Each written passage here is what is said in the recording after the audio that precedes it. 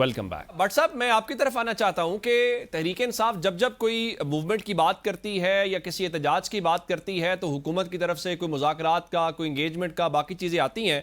اب جب جلسہ ہو رہا ہے تو اطلاعات آ رہی ہیں کہ پھر کوئی ملاقاتیں بھی ہوئی ہیں کوئی اہم وفاقی وزیر کی، اور مجھے یہ بتائیے کہ کیا تحریک انصاف کے ساتھ فی الحال کوئی کمیونیکیشن ہو رہی ہے؟ ان کو کہا جا رہا ہے کہ آپ کے لیے سپیس پیدا ہو رہی ہے، ذرا انتظار کریں۔ دیکھیں، ان کو بالکل آفرز تو آتی رہتی ہیں، خاص طور پر کچھ عرصہ پہلے جو پارلیمنٹ ہاؤس میں بجٹ کے سیشن کے دوران محسن نقوی ان کو ملے آ کر، بیرسٹر غور بھی تھے اور اسد کیسر، تو اس کو انہوں نے آ کے کہا نقوی صاحب نے کہ آپ سے میں ملنا چاہتا ہوں اور بات کرنا چاہتا ہوں، اور وہ ظاہر ہے وہ بات یہی تھی کہ کیسے معاملات کو بہتر کرنا ہے۔ لیکن ہوا یہ کہ پھر اس کے بعد وہ معاملات خان صاحب کے یا پارٹی کے یا حکومتی ایشوز یا اپوزیشن نے کیا کرنا ہے، اس کی بجائے وہ ذاتی جو مفاد ہیں وہ زیادہ عزیز ہو گئے، اور سہیل افریدی جو ہیں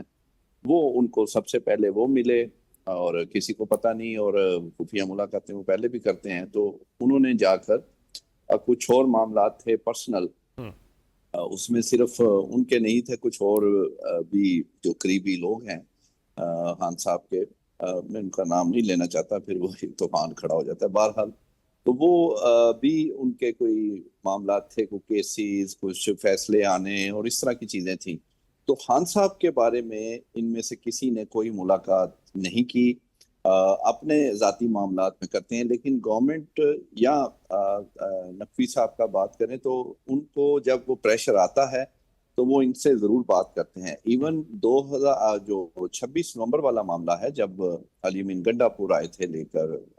سارا لانگ مارچ اور ریلی، اور معاملات آپ کو پتا ہے کہ کافی وہ سنجیدہ اور کشیدگی میں تھے اس وقت، تو اس وقت بھی بریک تھرو کے قریب چلے گئے تھے، جس کی تصدیق خواجہ آصف اور پھر بعد میں رانا ثناء اللہ نے بالکل کلیئر کر دیا اور کہا کہ 2 سنجیدہ کوششیں ابھی تک خان صاحب کی رہائی کی ہوئی ہیں، ان میں سے ایک سنجیدہ کوشش وہی تھی جو علی امین گنڈا پور وہ 26 نومبر والی تھی، لیکن اس میں بھی پھر بشرا بی بی کا بیچ میں آ گیا، ابھی پھر کچھ اور جو لوگ ہیں وہ آ جاتے ہیں۔ بٹ صاحب ابھی جو کمیونیکیشن ہو رہی ہے یا ان کو کہا جا رہا ہے، ابھی آفر کیا ہے کہ ابھی اسلام آباد کی طرف نہ آئیں، کوئی لانگ مارچ وغیرہ نہ کریں؟ دیکھیں، وہ تو حکومت ظاہر ہے ان کو کہے گی، وہ کہہ رہی ہے، لیکن بدلے میں بھی تو کچھ آفر کرنا ہے نا۔ لیکن یہ بھی تو دیکھنا ہے یہ کریں گے بھی کہ نہیں، 1 سال تو ہو گیا ان کو، تو اس لیے یہ بھی پاسبل ہے کہ یہ نہ کرنا چاہتے ہوں اور نام لگا دیں وہ گورنمنٹ کا، اور وہ کہہ دیں کہ ان سے بات چیت ہو رہی ہے اور وہ چاہ رہے ہیں کچھ ایسا، اور پھر وہ رات گئی بات گئی ہو جائے گا اور پھر بات ادھر چلی جائے گی۔ بیسیکلی تو دیکھیں، ابھی معاملات ہیں سہیل افریدی صاحب کے بھی، کچھ اور پارٹی کے لوگوں کے، تو وہ تو انہوں نے ایک تلوار لٹکائی ہوئی ہے،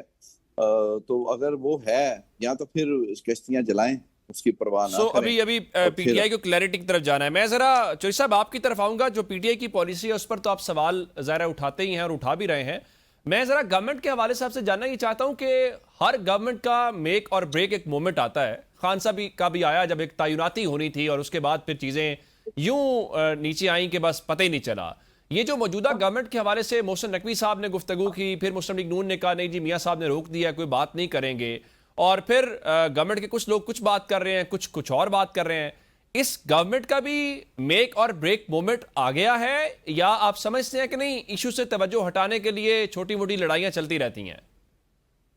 نہیں سر، یہ ایک تو چھوٹی موٹی لڑائی ہے نہیں، یہ ایک بہت زیادہ بڑا جو ہے وہ الزام، کیا ایک حقیقت بیان کیا کیبنٹ کے سب سے امپورٹنٹ منسٹر نے، جو interior ministry one of the most important portfolio government کے اندر۔ جو گورنمنٹ ہوتی ہے اس میں 3-4 منسٹریز ہوتی ہیں جس میں یہ ہوتا ہے، اور ان کی طرف سے یہ آنا، تو یہ تو سسٹم کلیپس کر کے آئے تبھی یہ بات باہر آئی ہے نا۔ اب باقی تو آپ دیکھیں نا کہ وہ ویئر اینڈ ٹیئر ہے، اپنا وہ پٹیاں چٹیاں کر کے تو وہ ایک سامنے بٹھایا ہوا ہے، یہ سسٹم نہیں چل سکتا۔ ایک نہیں 3 منسٹرز نے آ کے جو ہے وہ ایک دوسرے کے خلاف، پھر خواجہ آصف نے، عظما نے، جو گفتگو کی ہے، یہ جو سسٹم ہے اس کا یہ بریک پوائنٹ بھی ہے، اور اس کے علاوہ ابھی 28ویں ترمیم آنی ہے جس کے نتیجے میں یا صوبے بنیں گے یا یہ گھر جائیں گے. اچھا. اور جو کہ پیپلز پارٹی کو جو ہے نا اس پہ کافی تحفظات ہیں، نون کو بھی تحفظات ہیں، لیکن کیونکہ یہ پرانے کھلاڑی ہیں اور ان کے پاس سلاٹس بہتر ہیں، لہٰذا یہ خاموشی سے ان کو آگے کریں گے. یہ جو پیپلز پارٹی ہے اگر کراچی کو جو ہے فیڈرل کیپٹل ٹیریٹری کا حصہ بنا دینا ہے تو پھر تو پیپلز پارٹی کی تو سیاست ختم ہو جائے گی، کیونکہ وہاں پہ اگر آپ کو یاد ہو تو جو نہرو والا معاملہ تھا اس پہ بھی قوم پرستوں کا بہت زیادہ پریشر تھا، کیونکہ اگر آپ کراچی کو لے لیں سندھ سے تو پھر تو یہ پاسبل نہیں ہے نا سر کہ وہاں پہ پیپلز پارٹی کی سیاست بہت زیادہ ڈیمیج ہو جاتی ہے. اور ایون ادروائز بھی سندھ کی سٹیک ہولڈر تو پیپلز پارٹی ہے، سیاسی اختلافات تو اپنی جگہ ہیں.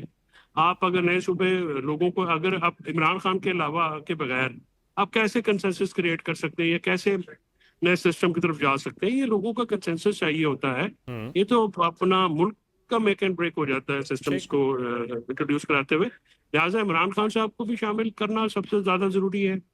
باقی پارٹیز کو پارلیمنٹ کے اندر کنسنسس ہوگا تو یہ جو نیا سسٹم ہے اس کی بات ہو سکتی ہے. مروہ صاحب، یہ جو صوبوں والی بات ہو رہی ہے یا مجوزہ آئینی ترمیم کی باتیں ہم سن رہے تھے کہ پہلے 28ویں ترمیم کے اوپر گورنمنٹ کہتی تھی کہ جی کام ہو رہا ہے، پھر وہ کہہ کہ نہیں اب نہیں ہو رہا چونکہ وہ پیسوں کا مسئلہ اس بجٹ میں حل ہو گیا تھا. یہ بتائیے کہ صوبوں والے معاملے کے اوپر آپ سمجھتے ہیں کہ گورنمنٹ کے لیے کوئی پریشانی کا لمحہ آ گیا ہے کہ یا صوبے بنائیں یا پھر جس طرح چوسا فرما رہے ہیں کہ پھر گھر جائیں گے سب؟ دیکھیں،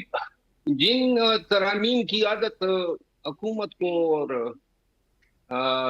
جو حاکم ہیں ان کو ہو گئی ہے، پڑ گئی ہے، اب تو اختتام تو نہیں ہوگا. اچھا. پاکستان پیپل پارٹی اور پی ایم ایل این نے 26ویں آئینی ترمیم اور 27ویں آئینی ترامیم میں ووٹ دیا، مولانا صاحب نے بھی دیا اور جو ان کے دیگر سیاسی ساتھی ہے. اب 28ویں آئینی ترمیم جو ہیں وہ تو ہونی ہے، کیونکہ یہ تو ڈکی فکی بات نہیں ہے کہ دونوں پارٹیاں جو ہیں ان کی حکومت میں موجودگی جو ہے وہ رہین منت ہیں مقتدرہ کے، اور احسان تو ہیں، احسان کے بدلے تو چکانے پڑیں گے. اور ویسے بھی ذاتی طور پہ میں سمجھتا ہوں کہ نئے صوبوں سے کوئی ایک بھی نقصان ایسا نہیں ہو سکتا ہے جو ملکی سالمیت کے لیے خطرہ ہو. پاکستان تحریک انصاف کے بانی چیئرمین عمران خان خود 2022 میں